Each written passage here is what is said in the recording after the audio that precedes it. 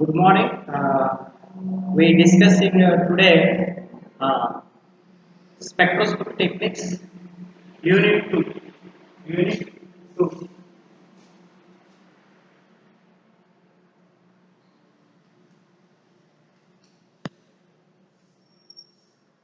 So Unit 1 is over. Here in which we discussing the what is NMR spectroscopy and what are the principles of NMR spectroscopy, quantum approach and classical approach, and what is a chemical shift and factors affecting of chemical shift, and what is the spin-spin coupling interactions and types of coupling interactions, and spin coupling systems of AX, AB and AX2. Okay, so and spin relaxation process, spin relaxation and spin lattice relaxation. So these are the very important topics in Unit 1. In Unit 2, we here in which in Unit 2 we discussing the simplification of complex spectra. That means techniques for simplification of spectra. Okay, na? Techniques for simplification of spectra.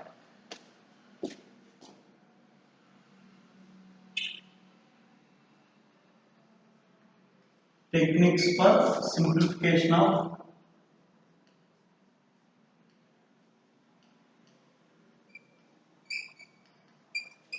spectra.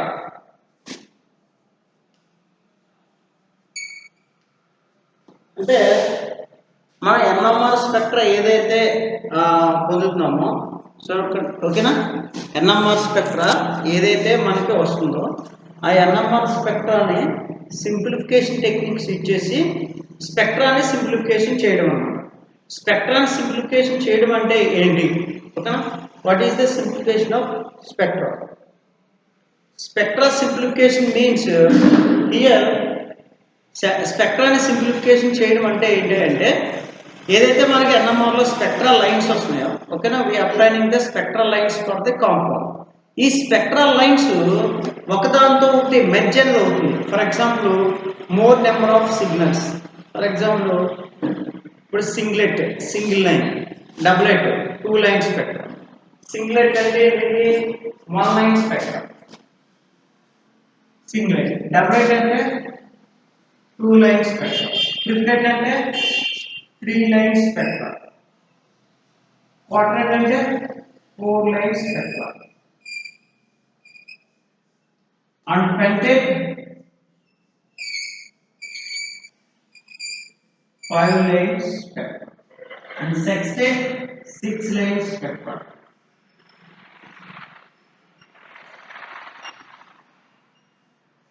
So this is the types of NMR spectra. So ఇవన్నీ కూడా ఏంటంటే singlet, doublet, triplet, quartet, pentet and sextet. So here singlet అంటే ఎన్ని lines అంటే 1 line, 2 lines, 3 lines, 4, 5, 6. 1 line ఉంటుంది, దీన్ని ఏమంటాం? Singlet అంటాం. సింగ్లెట్. దీన్ని డబులెట్ అంటాం, దీన్ని ట్రిప్లెట్ అంటాం, దీన్ని క్వాడ్రెట్ అంటాం, దీన్ని పెంటెట్, దీన్ని సెక్స్టెట్.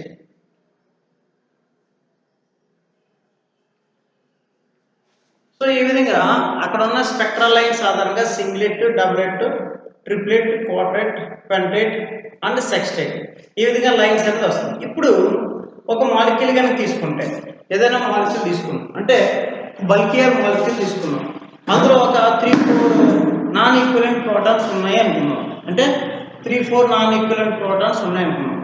ఈ 3-4 నాన్ ఈక్వలెంట్ ప్రోటాన్స్ యొక్క వాల్యూస్ చాలా దగ్గరగా ఉన్నాయి. అంటే ఎన్ఎంఆర్ వాల్యూస్ అనేది ఒకదానికోటి దగ్గరగా ఉన్నాయి. For example CH3, CH2, CH2, CH2, Cl. ఓకేనా, క్లోరోబ్యూటేన్. సో ఇక్కడ ఏ set of proton? B, C, D. ఎన్ని వచ్చేది?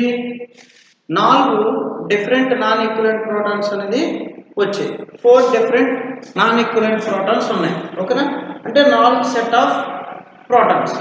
ఈ 4 సెట్ ఆఫ్ ప్రోటాన్స్ మనకు ఎలా ఉంటాయండి అంటే 4 సెట్ ఆఫ్ ప్రోటాన్స్ కూడా డిఫరెంట్ సిగ్నల్ చూపిస్తుంది. ఫర్ ఎగ్జాంపుల్ ఏ సెట్ తీసుకున్నాం కానీ ఏకి ఎక్సెంట్ ఉన్న 2 ఉన్నాయి. ట్రిప్లెట్ అంటే ఏంటన్నా 3 లైన్స్. బి చూద్దాం. బికి ఎక్సెంట్ ఇది ఉంది, ఇది ఉంది. 2 + 2 ఏంటంటే 4 + 1 5 అంటే పెంటేట్. ఎన్ని వస్తాయండి? 5. సి చూసుకుందాం. సి చూస్తే ఎన్ని ఉన్నాయి? 3 + 2 5 + 1 6 అంటే సెక్స్టెట్. సో ఎన్ని వస్తాయి? 6 లైన్స్ వస్తాయి. ఓకేనా? డి చూసుకున్నాం.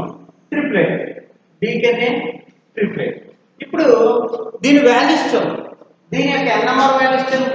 దీనికి 2.3, దీనికి 1.2, దీనికి 0.99, దీనికి 0.99.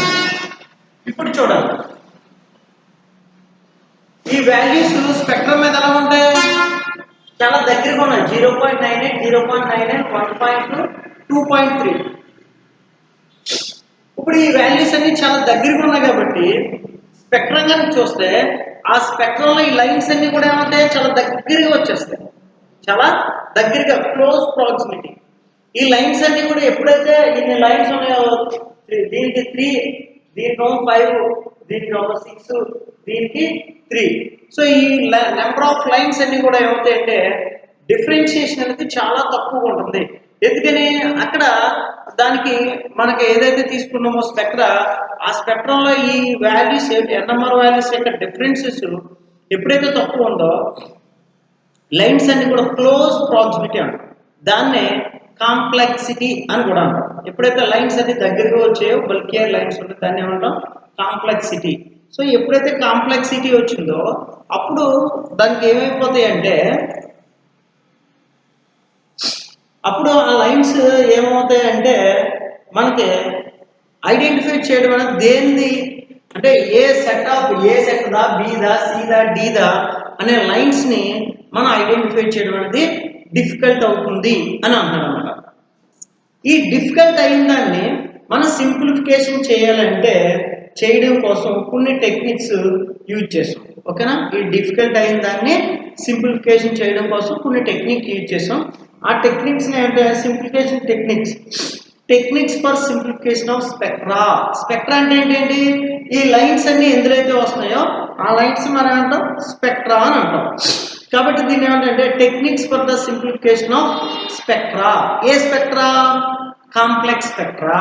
అంటే ఎప్పుడైతే లైన్స్ అనేది ఒకదాని మీద ఇంకొకటి వచ్చి మెర్జ్ అవుతున్నాయో అంటే దగ్గరగా వచ్చి ఒకదాని మీద ఒకటి ఎగ్గేస్తున్నాయి, మెర్జ్ అంటాం. ఒకదాని మీద ఒకటి దగ్గరగా ఉండాలి, మెర్జింగ్ అంటాం. దీన్ని కాంప్లెక్సిటీ అనుకున్నాం. అలాంటి లైన్స్ని సింప్లిఫికేట్ చేయడానికి ఈ టెక్నిక్స్ అని యూజ్ చేశారు.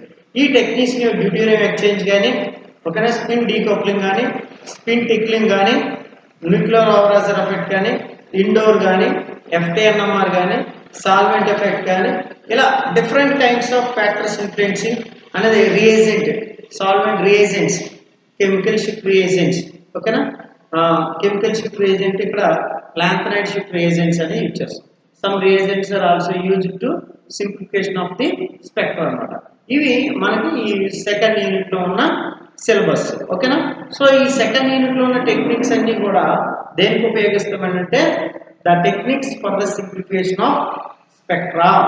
స్పెక్ట్రా అంటే కాంప్లెక్సిటీ. ఓకేనండి? అర్థమైందా?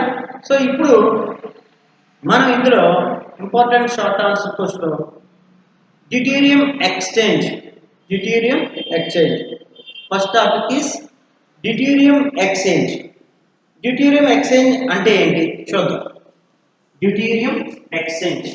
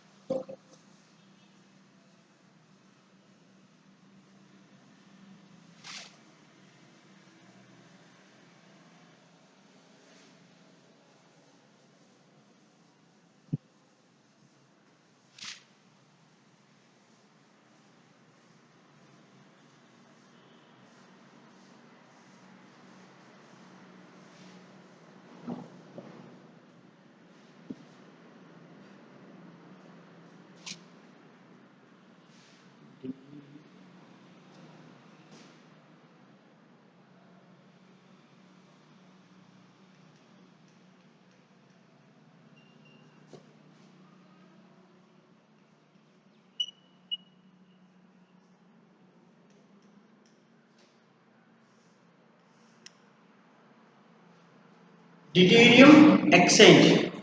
డ్యూటీరియం ఎక్స్చేంజ్ అంటే ఏంటి? What is the deuterium exchange? Deuterium exchange అంటే ఏంటి? దీన్ని ఎలా చెప్తాం? ఇప్పుడు మనకి మాలిక్యూల్ కనుక తీసుకుంటే ప్రోటాన్ నెంబర్లో మనం ఏం తీసుకుంటున్నాం? ప్రోటాన్స్ ఉంటాయి, హైడ్రోజన్స్ అనేవి ఉంటున్నాయి అన్నమాట. ఇప్పుడు ఈ హైడ్రోజన్స్ ఉన్నప్పుడు ఏమవుతుందంటే hydrogens are reacting with another any polar or non polar compounds. Polar compounds కనుక ఉన్నాయనుకోండి, దాంతో ఏం చేస్తుంది? దీనికి ఎలక్ట్రాన్ డెన్సిటీ అనేది తక్కువ ఉంటుంది కాబట్టి ఎసిడిక్ ప్రోటాన్స్ ఎప్పుడైతే ఉన్నాయో మోర్ ఎసిడిక్ నేచర్ ఉన్న సాల్వెంట్తో కానీ ఇంకో దాంతో కానీ రియాక్షన్లో పార్టిసిపేట్ చేయడం జరుగుతుంది అనమాట. అలా రియాక్షన్లో పార్టిసిపేట్ చేస్తే మనకి ఎక్కడైతే వాల్యూ రావాలో ఆ వాల్యూ కాకుండా ఇంకో వాల్యూ రావడం జరుగుతుంది. ఎందుకంటే ఇది ఎప్పుడైతే కెమికల్ రియాక్షన్లో ఇన్వాల్వ్ అయిందో అప్పుడు దానికి ఎలక్ట్రాన్ డెన్సిటీ అవుతుంది, చేంజ్ అవుతుంది, ఏదైతే ఇంక్రీజ్ ఆర్ డిక్రీజ్. ఇంక్రీజ్ కనుక అయితే వాల్యూ తగ్గుతుంది, డిక్రీజ్ కనుక అయితే వాల్యూ అనేది పెరుగుతుంది. ఇంక్రీజ్ అయితే ఏంటంటే షీల్డింగ్ ఎఫెక్ట్, ఎలక్ట్రాన్ డెన్సిటీ తగ్గిందంటే డీ షీల్డింగ్ ఎఫెక్ట్. అప్పుడు ఏమవుతుంది? మనకి వాల్యూ అనేది పెరగడం కానీ తగ్గడం కానీ జరుగుతుంది. సో ఇలాంటిదప్పుడు మనం ఏం చేస్తామంటే అటువంటి కాంపౌండ్స్ని తీసుకుని ఏదైతే ఎసిడిక్ నేచర్ కలిగి ఉన్న ప్రోటాన్స్ కలిగి ఉన్న కాంపౌండ్స్ ఉందో అటువంటి కాంపౌండ్స్కి మనం ఏం చేస్తామంటే ఆ కాంపౌండ్ని తీసుకుని ఆ కాంపౌండ్కి డ్యూటీరియం D2O డ్యూటీరియం ఆక్సైడ్స్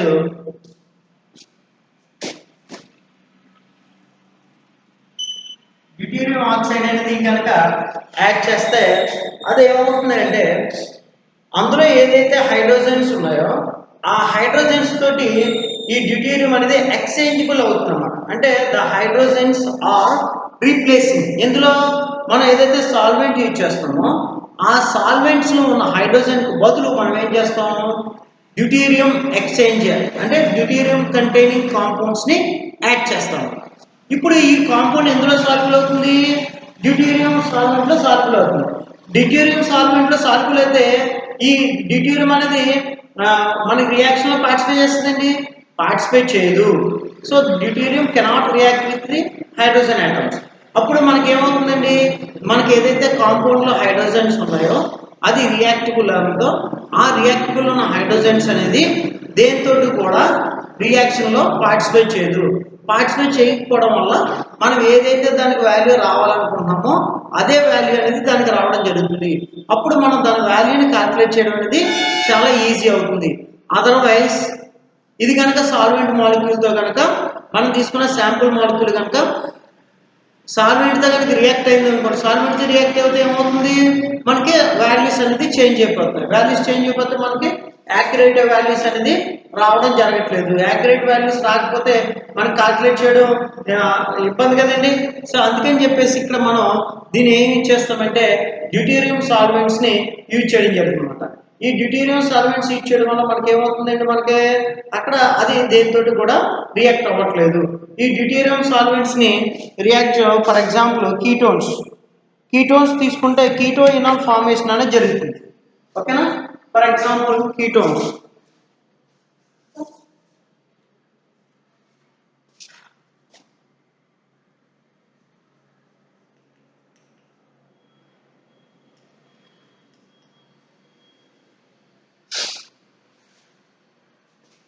ఇది కీటోయినల్ ఫార్మేషన్ అనేది జరుగుతుంది.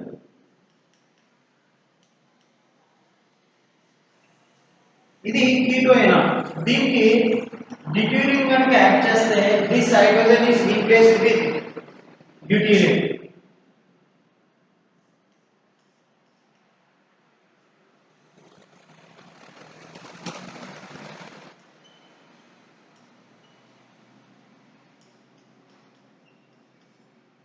H is replaced with deuterium.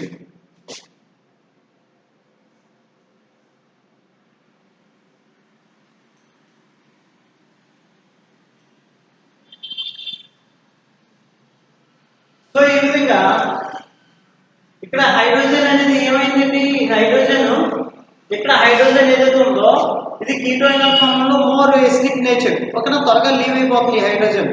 అప్పుడు దాన్ని ఏం చేస్తాను? డ్యూటీరియం కనుక యాడ్ చేస్తే డ్యూటీరియం ఆక్సైడ్ కనుక యాడ్ చేస్తే this hydrogen D plus O D minus. అప్పుడు ఇది ఏమవుతుంది? Replace with deuterium. అప్పుడు ఇక్కడ ఉన్న ఒక డి అనేది హైడ్రోజన్ రీప్లేస్ అయింది. అప్పుడు మనకి ఏమవుతుందండి? ఓడి అనేది ఫామ్ అయింది. ఓకేనా? అప్పుడు అది దేనితోటి రియాక్ట్ అనేది కాదు.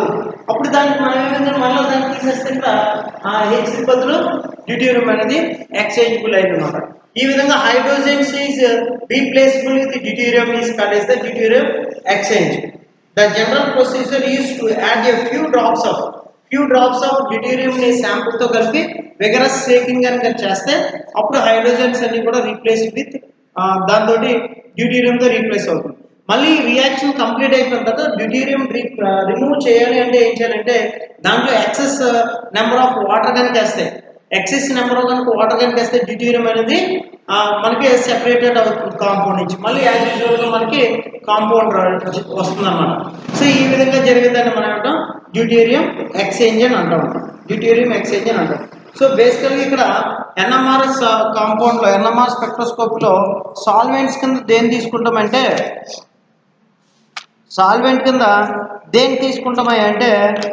మనం డ్యూటేరియం కంటైన్ కాంపౌండ్స్ తీసుకుంటాం. అంటే హైడ్రోజన్ లేని సాల్వెంట్ని తీసుకుంటాం. హైడ్రోజన్ లేని సాల్వెంట్ ఏంటంటే CCl4, CDCl3 క్లోరోఫామ్, ఓకేనా. CDCl3 and C6D6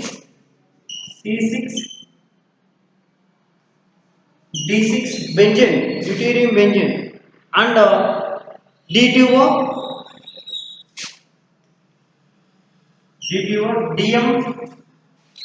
DMSO, dimethyl sulfoxide, ఓకేనా. dimethyl sulfoxide is D2, acetone D6, pyridine D5, acetone D6,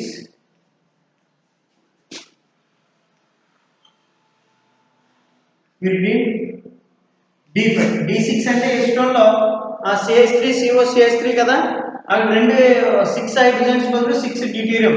అంటే pyridine లో 5 మనకి హైడ్రోజన్స్ బదులు 5 డ్యూటేరియం. సో ఈ విధంగా మనకి వితౌట్ హైడ్రోజన్ ఆటమ్ అంటే హైడ్రోజన్ లేని సాల్వెంట్స్ మాత్రమే ఎన్ఎంఆర్ స్పెక్ట్రోస్కోపీలో తీసుకుంటాం.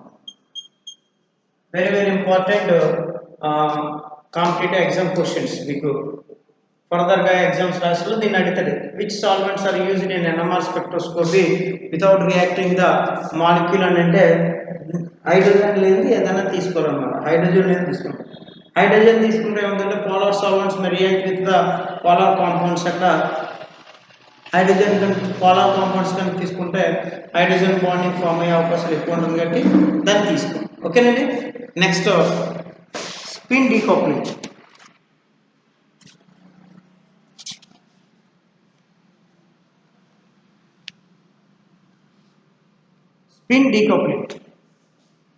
ఓకేనా, very important short terms deuterium exchange. ఈ ఎగ్జాంపుల్ రాసి దాన్ని కొంచెం ఎక్స్ప్లెయిన్ చేస్తే మీకు మంచిగా మార్క్స్ వేస్తారు.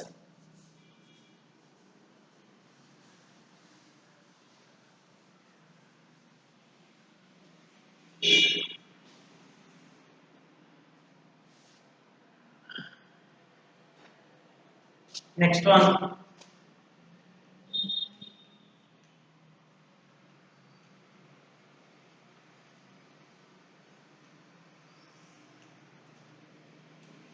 Spin decoupling or time averaging technique. దీన్నే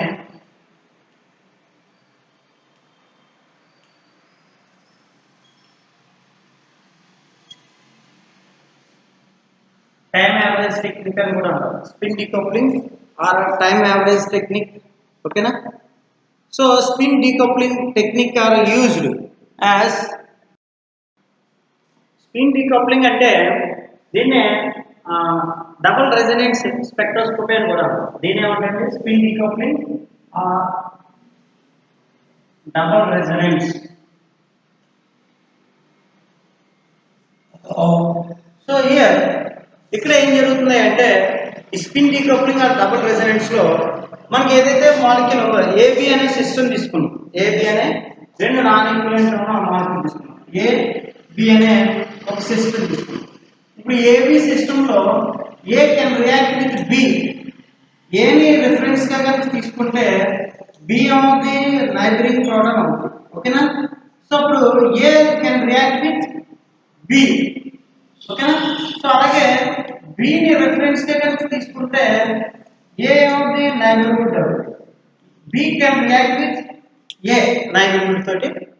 అంటే ఇక్కడ మనం according to spin spin coupling interactions ఏం చెప్తామండి అంటే ఏ అనేది బి తోటి స్పిన్ ఎక్స్చేంజ్ స్పిన్ స్టేట్స్ ని ఎక్స్చేంజ్ అనేది చేసుకుని రెజొనెన్స్ అనేది జరుగుతుంది, అంటే కప్లింగ్ ఇంటరాక్షన్స్ అనేది జరుగుతుంది. ఇక్కడ జరిగినప్పుడు ఏం చేస్తామంటే ఎప్పుడైతే మనకు రెఫరెన్స్ గా తీసుకున్నామో రెఫరెన్స్ గా తీసుకున్న దాంతో ఎడ్జసెంట్ గా నైబరింగ్ లో ఉన్న స్పిన్ న్యూక్లియస్ తోటి ఇది కప్లింగ్ ఇంటరాక్షన్ జరుగుతుంది కదా రెజొనెన్స్. ఆ రెజొనెన్స్ చేసినప్పుడు ఆ ఎడ్జసెంట్ ఉన్న అంటే ఏ అనేది బి తోటి రెజొనెన్స్ జరుగుతుంది. ఇప్పుడు A spin states B spin states తోటి మ్యూచువల్ ఎక్స్చేంజ్ జరుగుతుంది. అప్పుడు ఇక్కడ ఫర్ ఎగ్జాంపుల్ ఇక్కడ రెండు ఉన్నాయనుకోండి, ఇది రెండింటితో రెజొనెన్స్ అది ఏమవుతుంది 3 లైన్స్ ఇస్తుంది. ఇప్పుడు దీన్ని ఏం చేస్తామంటే 3 లైన్స్ ఇచ్చేదానికన్నా ఎక్సెంట్ గా నైబరింగ్ ఉన్న స్పిన్ న్యూక్లియసెస్ ని టెంపరరీ ఎలిమినేట్ అనేది చేస్తాం. టెంపరరీ ఎలిమినేట్ చేయడం అంటే ఇప్పుడు చూడండి, ఇది ఫర్ ఎగ్జాంపుల్ ఇలా ఉంది, దీంతో ఇది ఇలా కానీ 2 విధాలుగా స్టేట్స్ ఉన్నాయి. ఇప్పుడు ఈ రెండింటిలో దీంతో ఈ రెండింటితో ఇది ఏమవుతుంది స్పిన్ ఎక్స్చేంజ్ అనేది జరుగుతుంది. ఇప్పుడు ఈ రెండింటిలో మనం ఏం చేస్తామంటే ఆ రెండింటి యొక్క స్పిన్ స్టేట్స్ ని స్పీడెడ్ అప్ చేస్తాం. స్పీడెడ్ అప్ అంటే ఏం చేస్తామంటే దీన్ని మరలా ఇంకొకసారి రెజొనెన్స్ అనేది ఇవ్వడం జరుగుతుంది. దాన్ని డబుల్ రెజొనెన్స్ అన్నాం. దాన్ని ఏమన్నాం డబుల్ రెజొనెన్స్. దానికి మరలా ఏం చేస్తాం ఇంకొకసారి రెజొనెన్స్ కనుక ఇస్తే ఈ రెండు న్యూక్లియసెస్ కూడా ఏమవుతుందంటే కంటిన్యూస్ తిరుగుతూ ఉంటుంది. చూడండి ఫర్ ఎగ్జాంపుల్ ఫ్యాన్ కి ఎన్ని రెక్కలు ఉంటాయి 3 ఉంటాయి. మనకి ఫ్యాన్ తిరిగినప్పుడు మూడింటిని మనం అబ్జర్వ్ చేయగలమా?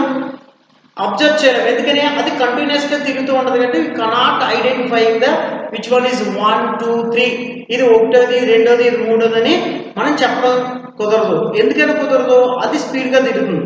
అదే స్లోగా తిరుగుతుంది అనుకో, వెరీ డెడ్ స్లోగా తిరిగితే చెప్పలేదు, మరి ఇప్పుడు కొంచెం స్పీడ్ తిరిగితే చెప్పడం కష్టం, ఇంకా ఎక్కువ తిరిగితే కష్టం. అప్పుడు కూడా ఇక్కడ కూడా అలాగే ఈ స్పిన్ స్టేట్స్ రెండు ఆపోజిట్ స్పిన్ స్టేట్స్ అనేది ఉన్నాయి. రెండు ఆపోజిట్ స్పిన్ స్టేట్స్ ఉన్నాయి. ఈ రెండు ఆపోజిట్ స్పిన్ స్టేట్స్ ని మనం ఏం చేస్తామంటే దానికి మళ్ళీ రెజొనెన్స్ ఫ్రీక్వెన్సీ అనేది ఇచ్చి వాటిని స్పీడెడ్ అప్ చేస్తాం. స్పీడెడ్ అప్ అంటే స్పిన్ రొటేషన్ అనేది చేస్తాం. ఎప్పుడైతే స్పిన్ రొటేషన్ చేసామో ఆ రెండింటి మధ్య ఏదో ఒకటి మాత్రమే దీనికి అబ్జర్వేషన్ అవుతుంది. ఏదో ఒక స్పిన్ స్టేట్స్ మాత్రమే దేనికండి రెఫరెన్స్ తీసుకున్న దాంతో అది స్పిన్ ఎక్స్చేంజ్ అనేది జరుగుతుంది. రిమైనింగ్ వన్ ఏమవుతుంది అంటే ఈ స్పీడెడ్ అప్ చేయడం వల్ల మైగ్రేషన్ నెగ్లిజిబుల్ అనేది అవుతుంది.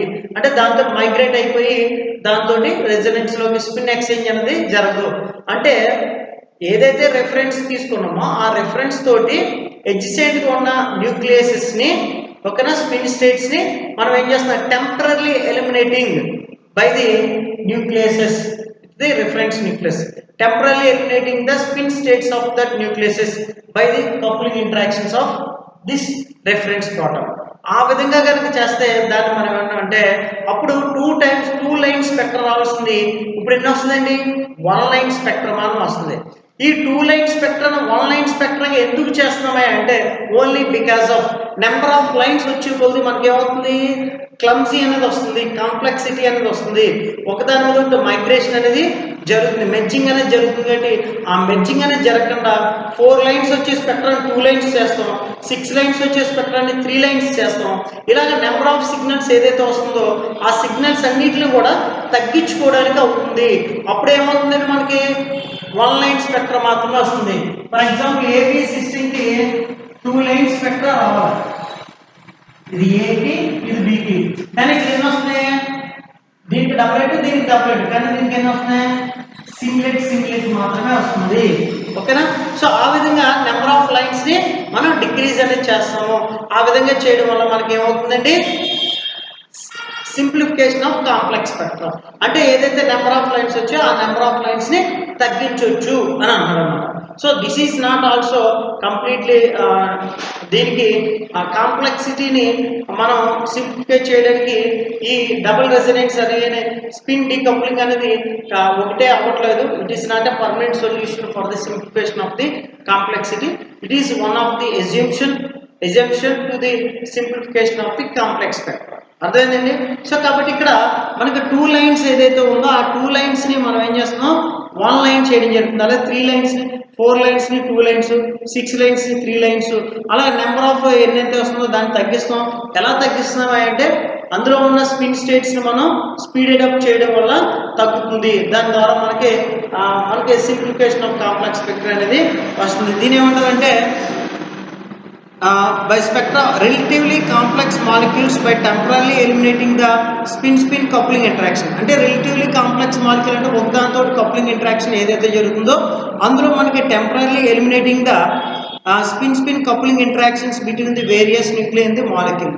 వేరియస్ న్యూక్లియస్ అంటే వేరు న్యూక్లియసెస్ ఏదైతే స్పిన్ కప్లింగ్ ఇంటరాక్షన్ జరుగుతుందో దాన్ని ఎలిమినేషన్ అనేది చేస్తాం. కప్లింగ్ ఇంటరాక్షన్ జరగకుండా చేయడానికి దాంట్లో ఉన్న న్యూక్లియసెస్ స్పిన్ స్టేట్స్ని స్పీడెడ్ అప్ చేయడం వల్ల కప్లింగ్ ఇంటరాక్షన్స్ అనేది తగ్గుతుంది, ఎలిమినేట్ అనేది చేయడం జరుగుతుంది. ఈ విధంగా జరిగే ప్రాసెస్నే spin decoupling or spin double residence or time averaging technique అని కూడా అనవచ్చు. ఓకేనండి. So this is the spin decoupling, very important short answer question. Okay. Next one is the spin tickling. Next one is spin tickling. Spin tickling we will discuss next class.